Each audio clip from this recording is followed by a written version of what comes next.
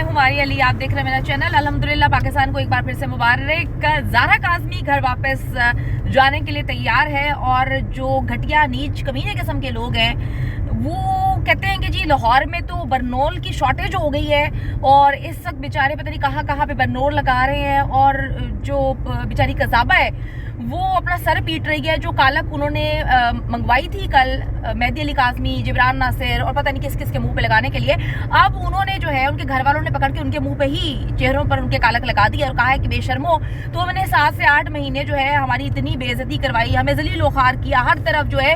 कज़ाबा की तो बहन के घर के हालात भी बड़े ख़राब हो गए थे। ससुराल वाले कह रहे थे कि भाई ये क्या हो रहा है। कज़ाबा की जो है वो सास का भी पोल खुल गया, सब कुछ पता चल गया कि क्या कुछ कहाँ से कौन कौन बिलोंग करता है। तो उसके बाद कज़ाबा को छितर पड़े थे, लेकिन कज़ाबा ने कहा कि भाई मैंने तो पैसे लिए, मैंने तो हलाल करने हैं। वो हलाल करते करते पैसे ये आए कि बेचारी की हालत गैर हो गई। और इस वक्त जो है वो कहते हैं ना कि कुकड़ियाँ अपनी बेच दी, कपड़े अपने बेच दिए, लंडे के कारोबार पे आ गए, लेकिन कहा कि जी हम झूठी रिपोर्टिंग करते रहेंगे, हमने कसम खाई हुई है।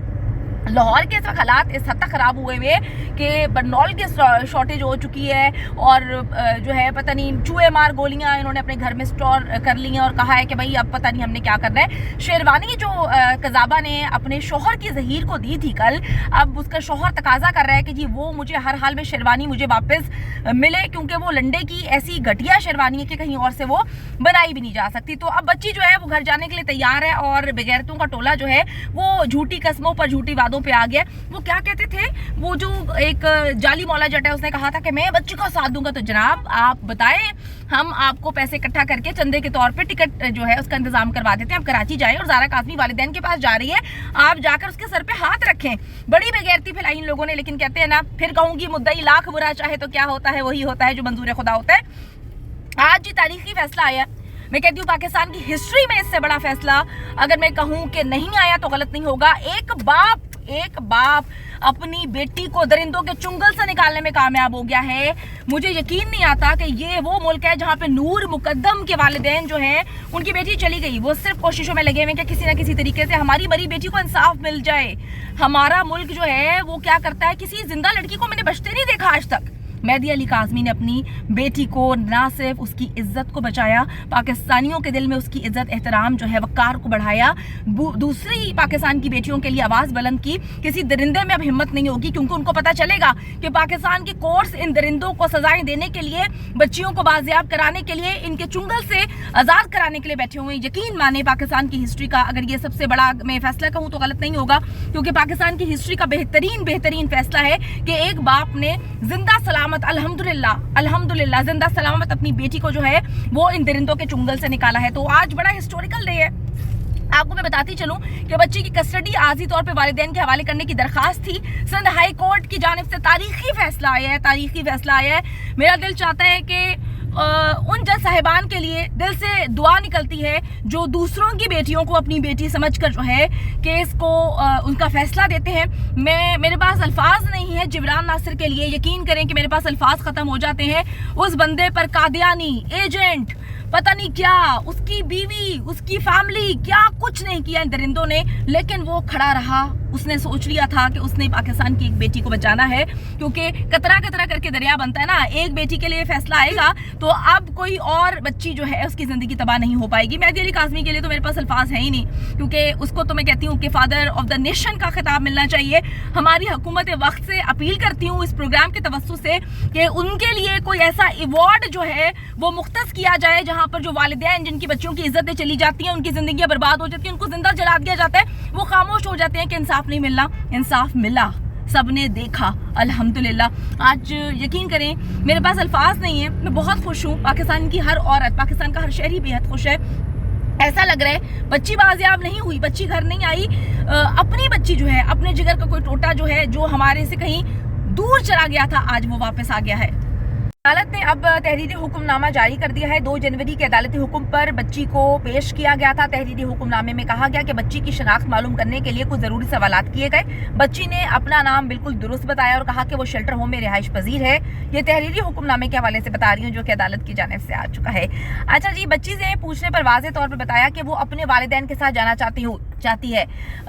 फिर जिनको समझ नहीं आती, उर्दू में बता रही हूँ कि बच्ची ने जज साहब को कहा कि वो अपने वालिदैन यानी कि मेहदी अली काज़मी और साइमा काज़मी के साथ अपने घर यानी कि मेहदी अली काज़मी के घर कराची में जाना चाहती है। अब जिसको समझ नहीं आया उसके तो सर पे आप जो है वो डंडे भी मारे तो उसको समझ नहीं आना, क्योंकि जाहिलों को आप समझा नहीं सकते। तो जी बच्ची, ये तहरीरी हुक्मनामे के हवाले से आपको बता रही हूँ कि बच्ची ने पूछने पर वाज़ेह तौर पे बताया कि वो वालिदैन के साथ जाना चाहती है। ज़हीर अहमद के वकील दरखास्त के काबिल समात पर एतराज़ उन्होंने किया है।